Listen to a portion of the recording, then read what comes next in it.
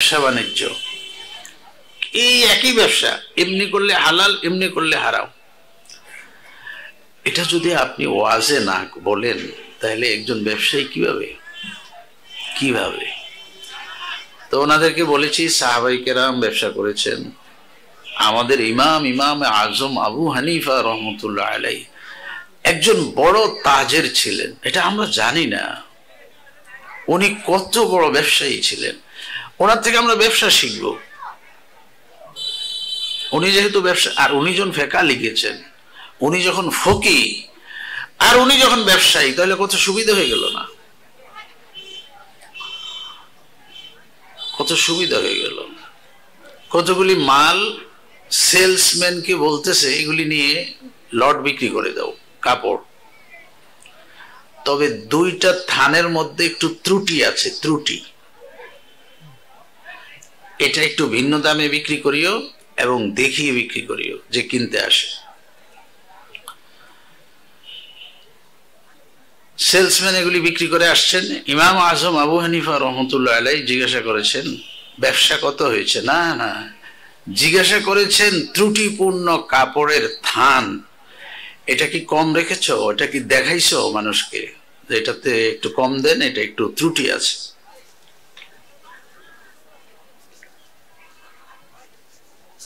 Salesman বলেছেন হুজুর আমি ভুলে গেছিলাম, কাস্টমার আসছে সবগুলি চাইছে তো আমি দিয়ে ফেলেছি,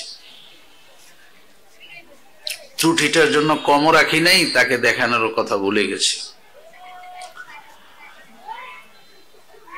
এ হলো ব্যবসা। ইমাম আজম আবু হানিফা রহমতুল্লাহ আলাইহি ওই দিনকার যে টাকাটা আসছে, এই পুরা টাকাটা যে মালগুলি কিনেছে তার নামে সদকা করে দিয়েছেন। আপনি এগুলি না জানলে ব্যবসা করবেন কিভাবে? তো বলেন যে ব্যবসা আবার শিক্ষা আছে নাকি? আরে না, আপনি জানেন না। উদখুলু ফিস, এটা আয়াত তো এটাই পড়েছি, উদখুলু ফিস সিলমি কাফা, পরিপূর্ণভাবে ইসলামে প্রবেশ করো। তো মহতারাম, ওয়াজ না থাকলে এই কথা কেমনে? আপনারা যারা মাদ্রাসায় পড়েন না, জানেন না, এসব কথা কোথায় পাবেন? এই জন্য ওয়াজের এত গুরুত্ব। এটা কোনো কোনো ক্ষেত্রে ফরজ, ওয়াজ করা ফরজ, ওয়াজ শোনা ফরজ, তালিম দ্বীন শিখা। তো এগুলিকে খাটো চোখে না দেখি, যতক্ষণ ভালো লাগে শুনি, ভালো না লাগলে উঠে চলে যাবো, সমস্যা কি? এটাও তো নিষেধ নেই, এটাও নিষেধ নেই।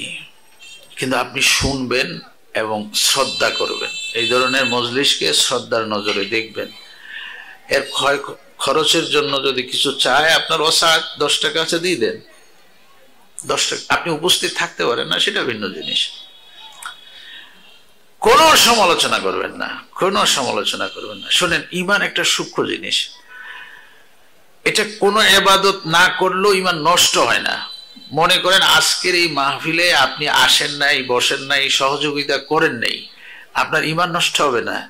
কিন্তু আপনি মাহফিলকে নিয়ে, দ্বীনকে নিয়ে, ইসলামকে নিয়ে, ইসলামের কোনো বিধানকে নিয়ে টিটকারি করবেন, মস্করা করবেন, হাসাহাসি করবেন, ঈমান চলে যাবে।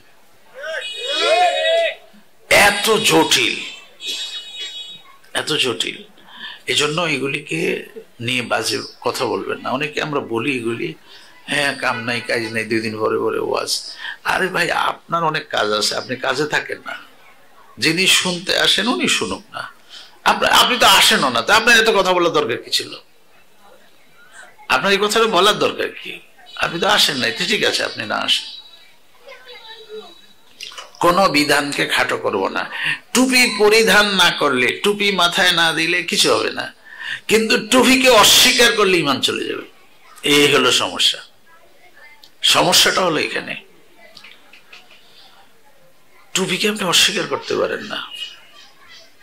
আপনি দাড়ি না রাখেন সেটা আপনার বিষয়, কিন্তু দাড়িকে নিয়ে ঠাট্টা করবেন না, কোনো দাড়িওয়ালাকে নিয়ে মস্করা করবেন না। আল্লাহ। তো দ্বীন এক গুরুত্বপূর্ণ জিনিস।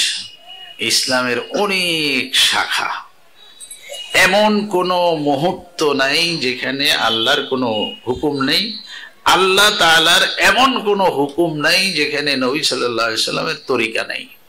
এই 24 ঘন্টা আপনি যাই করেন ঘর থেকে বের হবেন, দোকানে যাবেন, চাকরিতে যাবেন, মাদ্রাসায় যাবেন, স্কুলে যাবেন, একটা না একটা বিধান আছে। ওই বিধানটা কেমনে পূর্ণ করবেন এর একটা পদ্ধতি আছে, ওটাকে তরিকা বলে।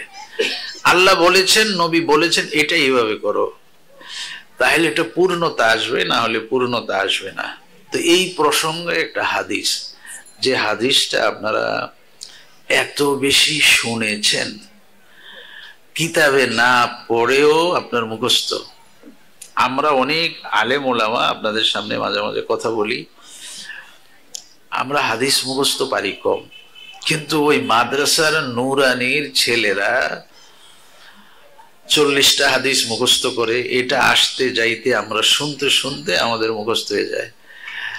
তো তার মধ্যে একটা হাদিস যেটা আমি কিতাব থেকে মুখস্থ করি নাই, এই মাদ্রাসার ছাত্রদের থেকে শুনতে শুনতে মুখস্থ হয়েছে। আখলিস দীনাকা, এর পরেরটা আপনারা পারবেন, বলেন তো দেখি। আখলিস দীনাকা, হ্যাঁ দেখেছেন অবস্থা, শুনতে শুনতে মুখস্থ।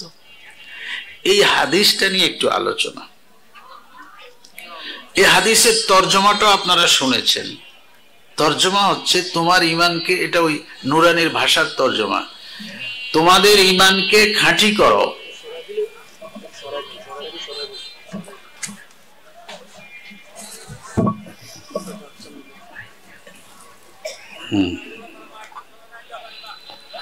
তোমাদের ইমানকে খাঁটি করো, অল্প আমলই নাজাতের জন্য যথেষ্ট হইবে। তর্জমাটা শুনেছেন না? বলেন তর্জমাটা কি? তোমার ইমানকে খাঁটি করো, অল্প আমলই নাজাতের জন্য যথেষ্ট হইবে। এই অল্প আমল নিয়ে একটু কথা। শিরিক মুক্ত আমল ইবাদত, বিদআত মুক্ত ইবাদত,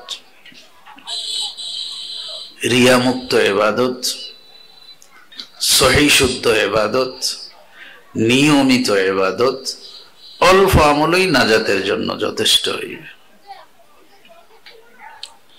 ইবাদত অনেকগুলি আল্লাহর দরকার নেই, সলিড দরকার, সলিড।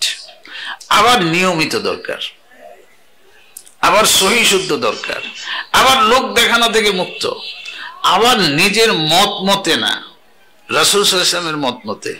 আবার ইবাদতে কোনো শিরিক থাকতে পারবে না, কেউ শরিক হইতে পারবে না।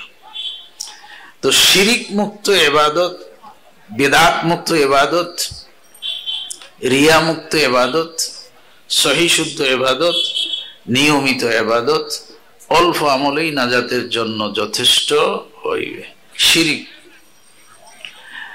এটা আল্লাহর গায়রত, আল্লাহর পার্সোনালিটি, আল্লাহর স্বকীয়তা।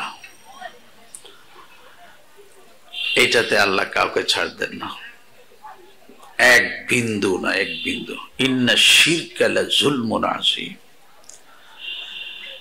শিরিক, শিরিক, আল্লাহর সাথে কাউকে শিরিক করবেন না। শুনেন, বড় বড় অনেক কিছু, এই বড় কিছু দেখলে পুজো করে, সম্মান করে, এটা আরেকটা ধর্ম। আপনি করবেন না এটা, এটা হিন্দুদের ধর্ম। আমি ধর্ম খাটো করি না, এটা অন্য ধর্ম। এরা বড় গাছ দেখলো সেজদা করে, বড় মানুষ দেখলো সেজদা করে, উপকারী কোনো গাছ পেলো সেজদা। ওদের কোনো মানে ওদের সেজদা করার কোনো জায়গার অভাব নেই। কেউ কিছু কোনোভাবে বড় হলে তাকে সেজদা করে সম্মান করে। আমাদের মধ্যে আছে ইজ্জত, সম্মান, কিন্তু সেজদা আর কাউকে করা যাবে না, শুধুমাত্র আল্লাহকে। এটা আল্লাহর গায়রত। বারবার বলি, এটার ব্যাপারে খুব সতর্ক। কোন পীর, কোন ফকির, কোন মাজার সেজদা পাবে না। কথা কি বুঝতেছেন? জি। সেজদা